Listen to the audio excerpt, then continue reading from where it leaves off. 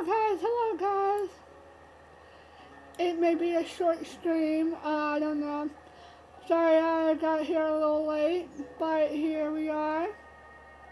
We're getting ready.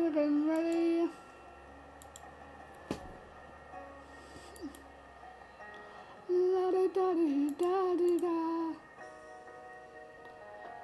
Okay, so this is for like the beach fun.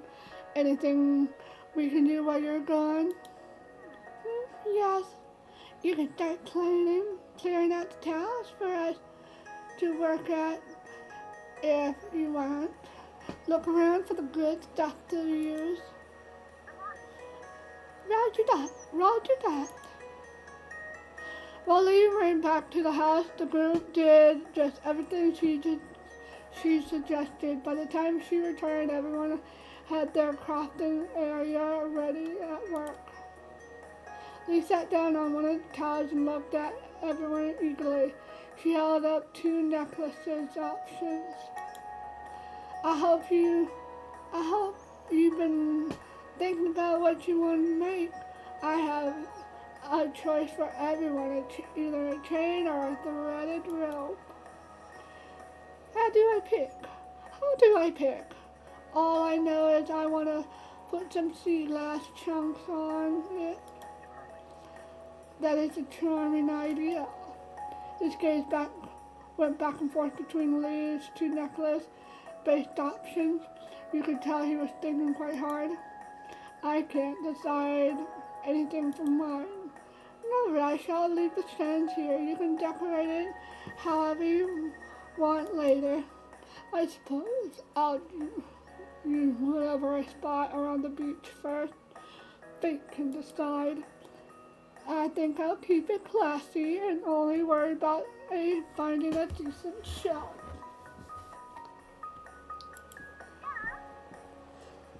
Yeah, I'm planning to do the shells too.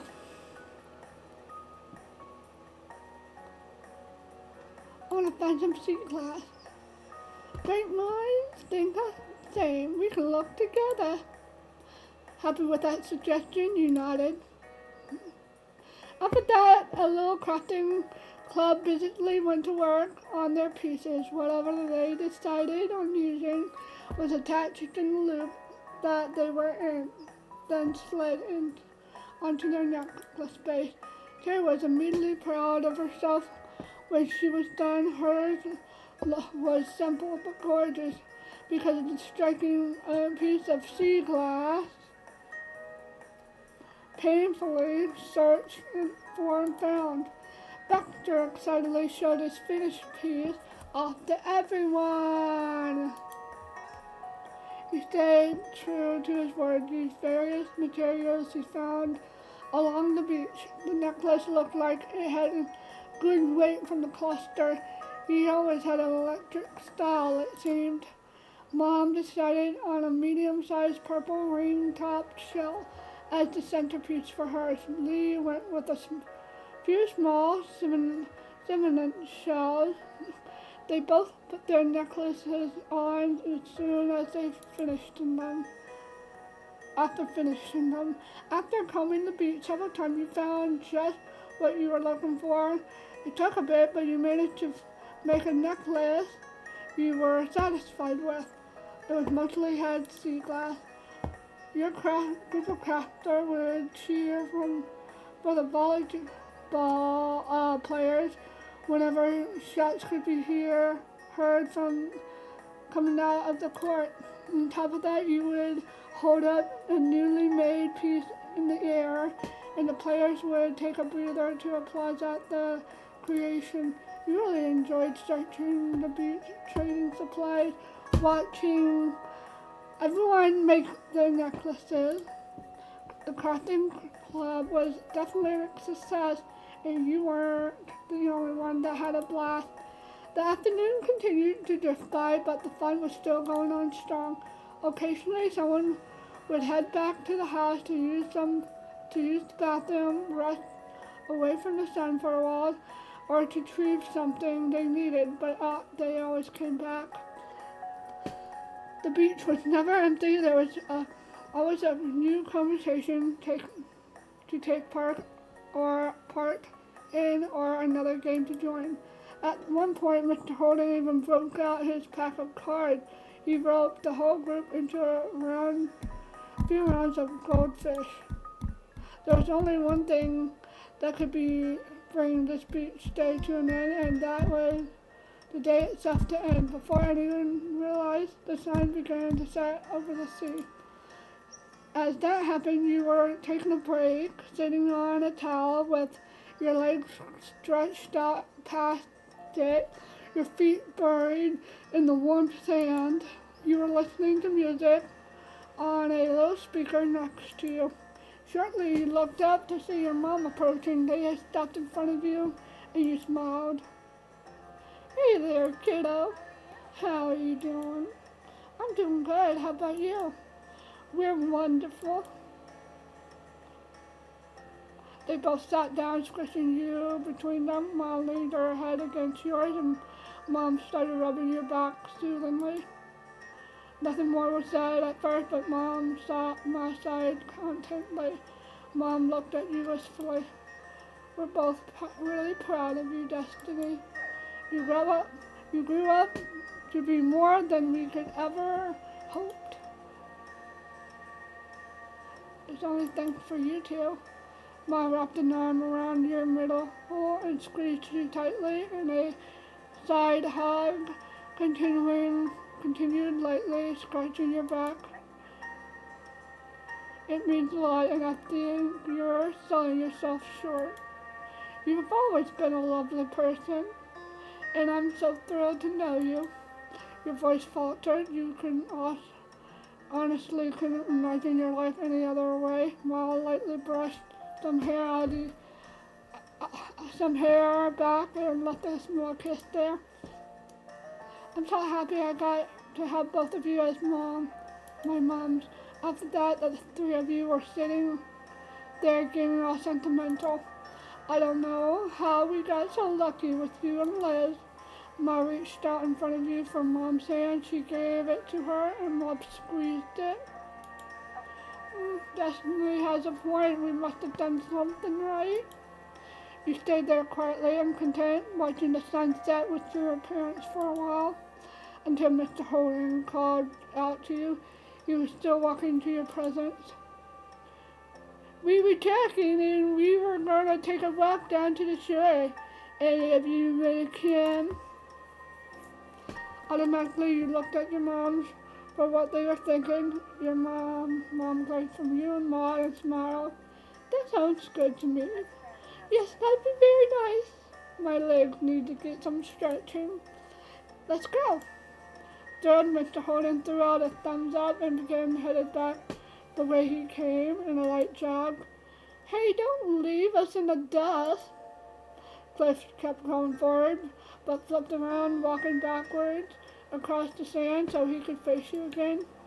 Don't worry, we wouldn't leave without you. All right, we'll catch up. Before you forgot, you turned off the speaker and left it on the towel for now. We're ready to go. Uh-huh.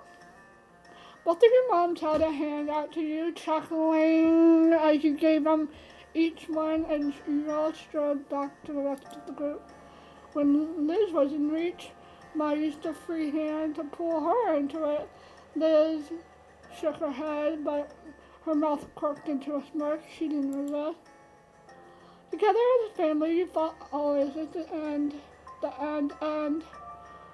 So for 9 minutes, you followed behind the others hand in hand. Your feet squished into the wet sand as the waves rolled through them, and you didn't even have a single care in the world. As more stars began to dot the sky. Ooh, look at the moon. I want to live near a beach that's not prone to hurricanes and very pretty, so I can see the moon set. Once the sun has long gone out of sight, it was finally time to pack up. The closing of the day and ever approaching end of the summer seemed to intertwine, causing a quiet, reflective mood to blanket over the group. On the beach, Terry and Miranda took turns compressing Cove in a hug before moving on to do the same to you. You chuckled, still overjoyed that you got to see him today. I'm sorry, we have to go already. My parents are here. That's okay. But still, I wish we could help clear all this up. Don't worry about it. Just thanks for coming out today. It was cool having everyone around. Oh yeah, I'm super glad we came. Hopefully we can do it again sometime. Nodding, you turned your head towards Terry. She wore a large grin on her face and held out a hand for a low five you applauded. Take care of yourself, buddies. After that, they walked away, waving to you and Cove as they went down to the shore.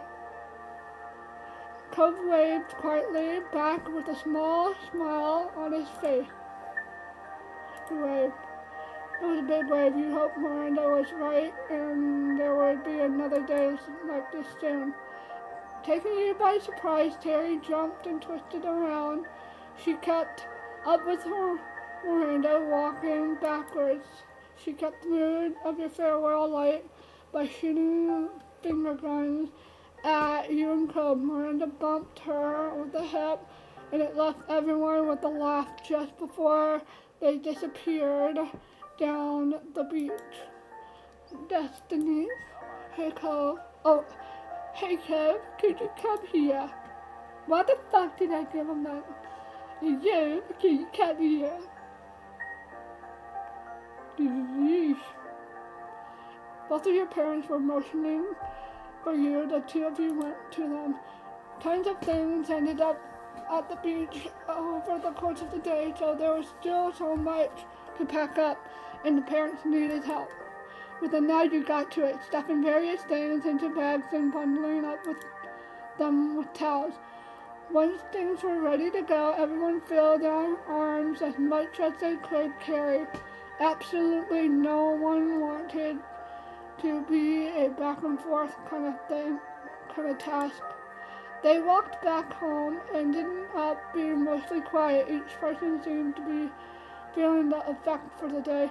A cool breeze carried you across the sand and onto the road. There was a sigh of relief, what felt like the group as a whole, when they arrived back to the neighborhood. Baxter carefully placed what he had been carrying on the ground. Thank you so much for helping with that. No, thanks to you for allowing me to join today. You all shared with me.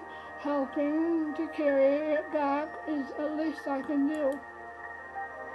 Mom nodded and the others started collecting their things from his pile. Baxter, meanwhile, stepped over to you and Cove.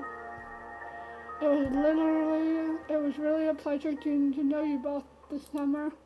His head tilted towards you and he smiled warmly. Baxter offered you his hand.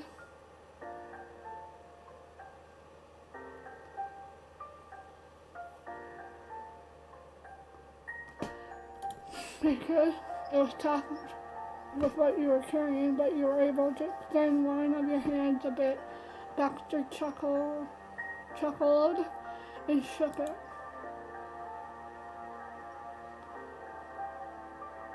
Good luck on your semesters at school. Well, thank you, and good luck to your plans this fall. Thanks. Baxter turned to shake Cove's hand this time. He was a little incredulous for a moment, but Cove eventually shifted what he was carrying and took Baxter's hand. It wasn't long, but it was a solid handshake. Baxter clearly pleased. Oh shit.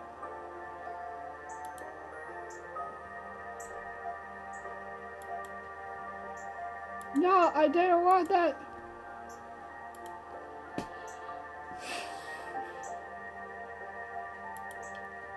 I wish we had more time together, but this was still a nice ride. While it lasted, would happily do it over again.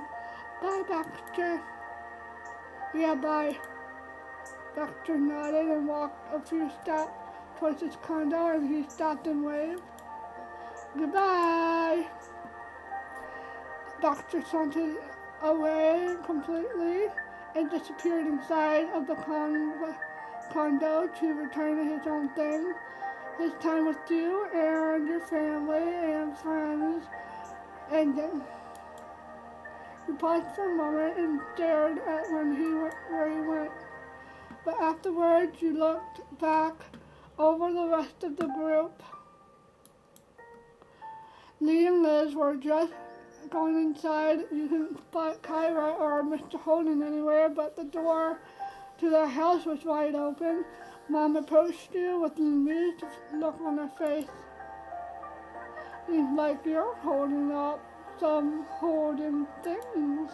Surprised, you glanced down to take a quick inventory of what you were holding. Mom was right.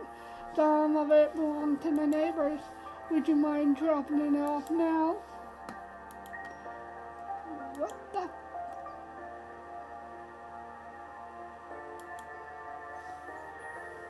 Can do, not a problem. Thank you very much. Thank you very much. Cove took a few steps towards his house and stopped waiting for you. Good night, Cove. I'll see you inside, Destiny. Night. You caught up with Cove and together you went to his house. Walking up in front of the door, you saw Kyra and Mr. Holden busily unpacking already.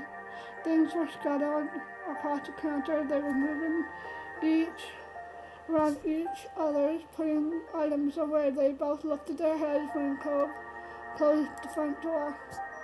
Hey. It's nice seeing you again already, Destiny. Her teasing tone brought a light smile to your face. You hefted stuff in your arms a little closer. I ended up with things of your own from the beach. Oh, thank you for giving it to us.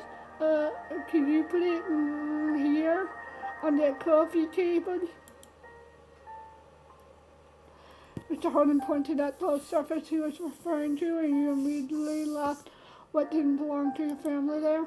Cole put his own things down on the floor, just at his feet, wading through everything strewn to reach his parents.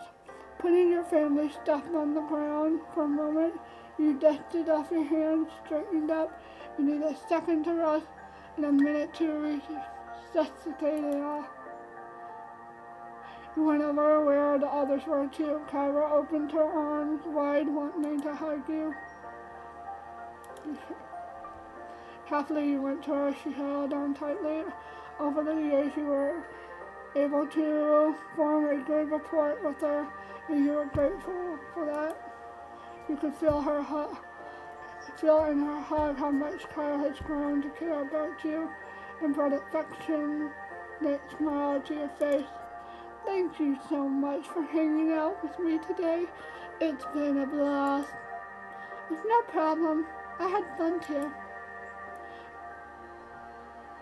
Kyra eventually released you, but patted on top of your shoulder as a final gesture.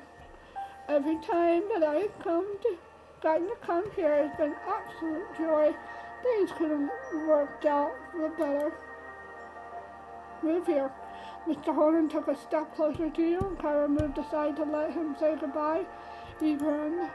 Thanks for always being a friendly neighbor, and not just right now, but for as long as I've known you. I didn't always make it easy, but you and your family are good people. I really, truly appreciate it. Thanks, Destiny, so much.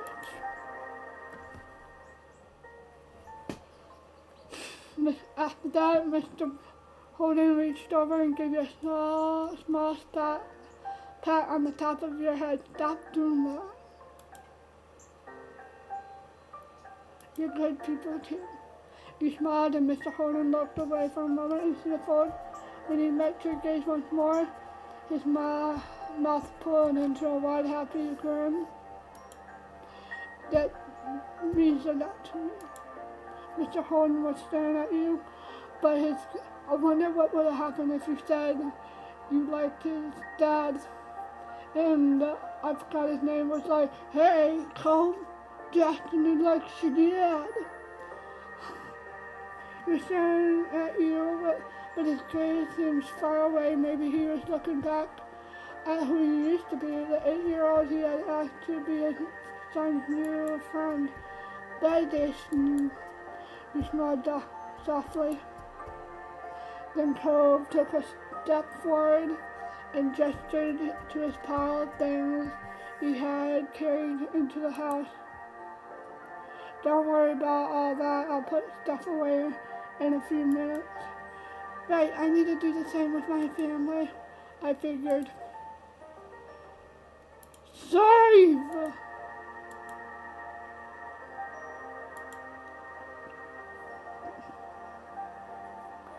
Cub walked to the door and held it open, taking one last check around to make sure you had everything to bring home. You went into the road. You got hit. Bye.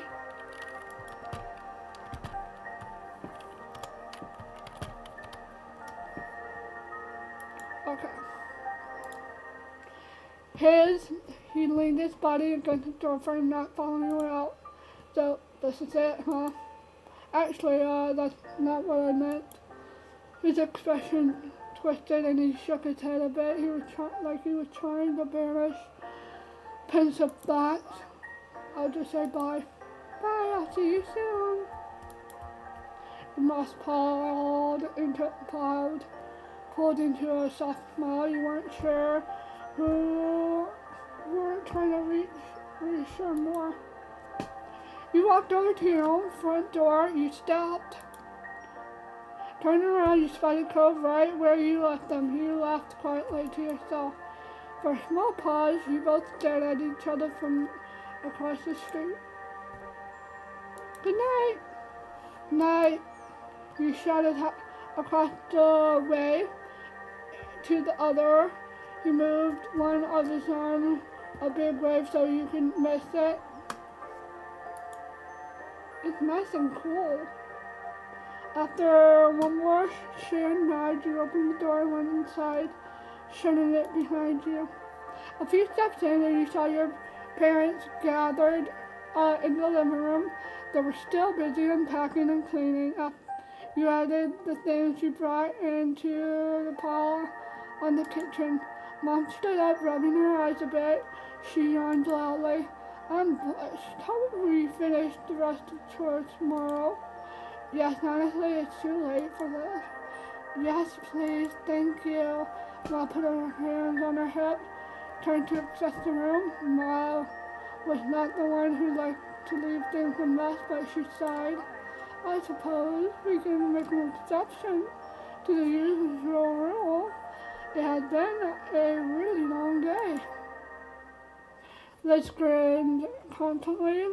Lee wasted no time skipping over to you and hooked you into a side hug. Good night. I hope you have the loveliest dreams. You hugged her back. You pulled her close into a bear hug. Lee giggled into your lister. I hope you sleep well too. Oh, I totally will. The moment my head hits the pillow, I'll be out. Here's to us, Destiny, tonight, tomorrow, and forever. Family forever. Lee leaned in closer to whisper to your ear. You didn't be able to catch the teasing look on her face. Exactly, there's no escape. That got a laugh out of you. You lightly pushed her shoulder. Lee stretched her arms high over her head. She yawned loudly and looked at you in tired eyes. I think that's my cue to head off to bed. Bye. I think so too. Have fun sharing a room with Liz. She laughed at that and Lee shuffled off towards the guest bedroom. Before you had a chance to do anything, you could feel the top of your head being tapped. You spun around to see Liz smirking. Nighty night, I'm headed to bed too. It's been a long day. I have lots to prepare tomorrow. Exhaling, you automatically started fixing the back of your hair. When Liz didn't immediately walk away, you smiled softly at her. Isn't it okay? Her gaze moved away. You knew she had more to say. You waited patiently for Liz to compose her thoughts. It's been a good summer. It was nice to come back home. You nodded and Liz gave you a teasing nudge as she went by. Amused, you turned and watched her go. Love you, baby sister.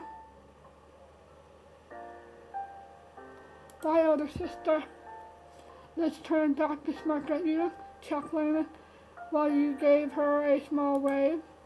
Sleep well, you too.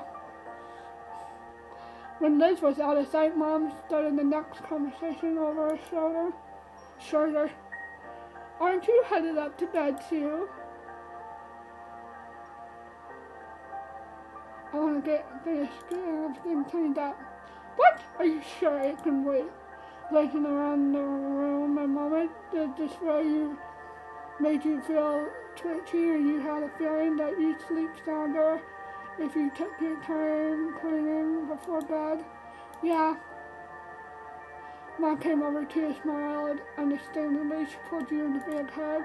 All right, you do what you need to do. Make a mess all over the place. There it is. I love you.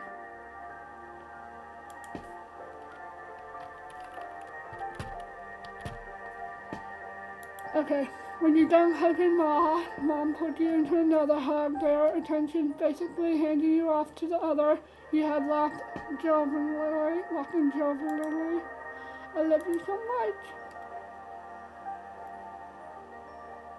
I love you too. Aww. They both couldn't resist taking turns hugging you again. You smiled, widened. It felt so good to be loved. Good night, kiddo. Sleep tight. Good night, sweetie. I love her hair. I know I've said this. Night. After that, your mom's headed up to bed, to the bedroom down the hall. You were about to turn the other direction when you heard Mom's voice. Don't let the bugs bite. You heard Mom chuckling as soon as you walked down. Go with the smile. It was a while later. You were finishing and putting everything away. You didn't rush the progress. Your sleeping hours may have been cut in two, but you felt so much better gimting this time. You sighed constantly, grinning at the organized living room and kitchen before you could take a well-earned break on the couch. Something out of the window caught your eye. Your feet brought you right in front of the large window, spanning the length back wall. You stared into the hills behind your house. It's cold there? Something inside you. That night was the right kind of night to take a trip out there. No. You went over to the front door, stepping over the threshold. You gave the living room a last glance over your shoulder. Why did we have to go? Make a choice. Then you shut the door behind you and silently you made your way to the poppy hill. With the light steps in the dark, you walked across the hills behind your house. Not a good idea. And up ahead to the very top, silhouetted beneath the night sky, was a familiar figure already waiting there. It didn't surprise you in the slightest that Cove had chosen to visit the spot tonight. Smiling, you wondered just how he always got there first. You even had the advantage of living closer. Then again, maybe it was only in your mind, but somehow Cove was instinctively linked to this place. After all these years, it would be weird to scan the horizon and not find him there. As surreal as the shore without touching. The distance between you were growing shorter by the second. Hearing the grass and earth crunch underneath your feet, Cove turned. A grin spread over his face when he saw you. He wasn't shocked at your appearance either. You took your place standing behind him on the crest of the poppy hill, looking over the ocean. Same you had done on a countless times since you first arrived when you found him on this very same spot. Destiny. You officially broke the silence and the spell that had happened between you both in place. You looked at him expectantly. There's something I always kind of wondered about. No. He cocked his head, giving you a sidelong glance. What did you think about when we first met? I was just a kid, never seen before, bawling his eyes out on the hill next to yours. He chuckled, his eyes drifting towards the sea behind, before flickering. The way his gaze pulled back at you made it clear he was genuinely invested in this topic. Luckily for him, you remembered what initially stuck to you at that moment. It was as if it only happened yesterday. Well, I remember noticing your bright green hair. Cole burst into a genuine laughter at your reply. I guess that's fair, it kind of stands out. Sighing a bit, you continue to reminisce about the first meeting.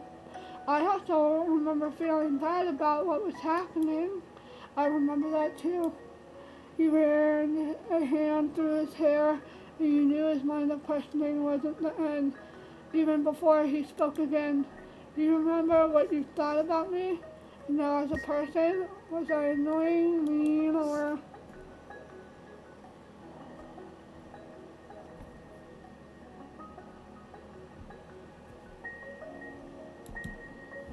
Cove nodded, accepting your answer without question. Cove's hand drifted to the scar on his arm, his fingers unconsciously gliding over the mark.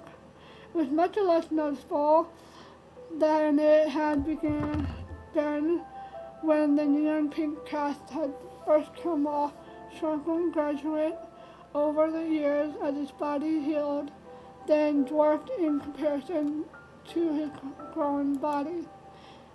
Still his finger came back to it without thinking. He gave a hot-hearted smile, not meeting your eyes. No matter what you were thinking, I doubt it was worse than what I had going in my mind. He raised an eyebrow at his vague words, wondering what he meant. Cub lifted his head, finally committing to meeting your eyes fully once more. I remember you that day. I remember it really well. I don't think I'd ever be able to forget. I can picture the way you looked back then I first saw you standing right here. I still know the expression on your face when you chose to sit with me in the grass. He chuckled self-deprecatingly, interrupting his own monologue. You scared me at first, but I figured I'd be alone out there until I had to face my dad again. Then suddenly another kid appeared out of nowhere. It was startling, but I got over that fast. You're a strange person in a strange place, but in that moment you were exactly what I needed, someone I could talk to freely about what was happening and how it made me feel. And you listened to me, you stayed with me. He sighed, then bit his lip, giving you a small smile. I was a little bit spoiled when growing up. When implied you were dealing with a lot. Cobb tilted his head to the side, smiling softly at your defense of his smaller self. He looked off again, seeking clarity for his thoughts in the expanse of the night sky. What I'm trying to say is, when I was younger, I viewed myself basically as the center of the universe. I didn't imagine it wasn't like that. Things didn't simply happen. That would be weird, according to my little kid brain. It made far more sense that everything in my life had specific connection to me somehow, right? He saw information in you, waving brows raised as he tried to explain his child-like mind. So at the time you felt almost unreal, like you weren't just anyone, just some kid who happened to live in that neighborhood with your whole life that wasn't connected to Cove Holden. Not to me. You were there so that you could find me when I was lost. I kind of expected it all to vanish like a dream. When that night was over, I would wake up and still everything would be the same again. I'd be back in my bed at home, my real home with both of my parents. The future was something I couldn't picture anymore. I didn't know what school would be like when I went back, or the table where I'd eat breakfast the next morning or anything. I couldn't imagine it. How could I think it was something actually happening? I couldn't grasp my new reality. It was too big for me to hold it all at once. So I never thought I'd see you again.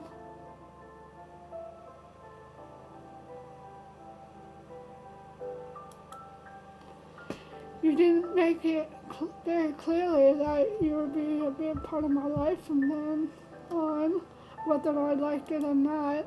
Maybe you'd have to spin on your heels and left me there right if I had. Coach sighed confidently. His voice was as delicate as the petals on the poppies on this crowned hill. He tilted his head, thoughts lost in the sparse clouds above. I wonder how late it is. I guess it doesn't really matter. My dad's fine with me being out wherever.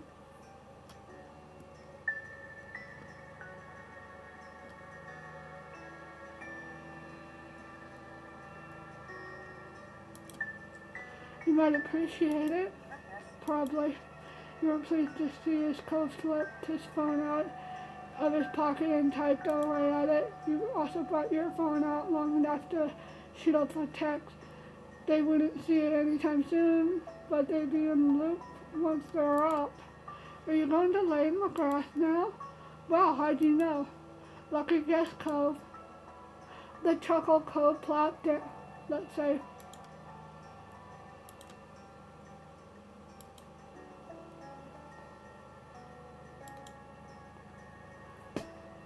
With a chuckle, Cove plopped on the ground and laid back on his back, his usual way of spending time there. You laid on your back. You took your own spot next to him in the grass, brushing the blades of the grass aside with bits of your hand with your hand. Both of you fully. It's bright. Why is it bright? Both of you settled to relax on the hill. It felt like just the beginning of one of your nightly outings. Then you realized the sun was peeking over the horizon. Damn, we were out. Cove spoke in the fleeting tone. It was really late. Your neighbor wasn't a stranger of being awake at dawn. However, not like this. He would normally be an early sleeper, an early riser. This unexpected sunrise partly autumn, the two of you watched dawn silently as the sun began to rise, his eyes falling out before you, down below where the wild hills and the nature gave away to civilians. Time to go home. It was a nice night, but we can't stay here forever. You're okay with yourself. With a small nod, Cove got on his feet and began his descent down the poppy hill. You watched him go. The world began to fade and blur. You were absolutely ready to get to bed.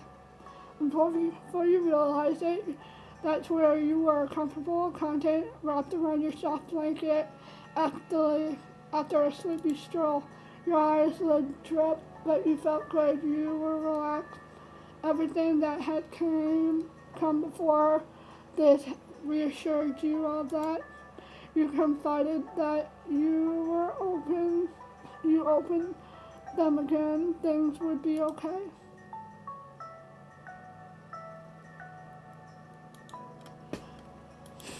Sleep. Just as sleep came, it was over. A constant ringing of your phone has stirred you. Through the blurry eyes you checked what the news was. There was a lot of it. Morning was gone and it was squarely into the afternoon that came with plenty of interest of your upcoming plans. Mom, Liz, and Lee wanted to go into town at some point. Plus, Terry and Miranda had both gone crazy in the group chat, sharing various text images to your amusement. There was always something going on, it seemed, but family and friends were waiting. More memories could be made. So you pulled yourself up out of bed to meet them. Life takes on another step forward.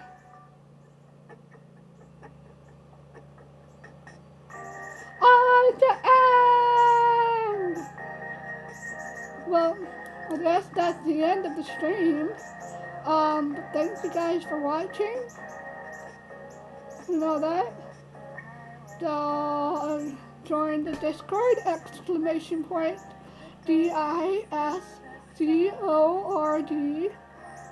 exclamation INFO, to get more links. So thank you guys for watching. I'm gonna go. It's been a great game. Bye.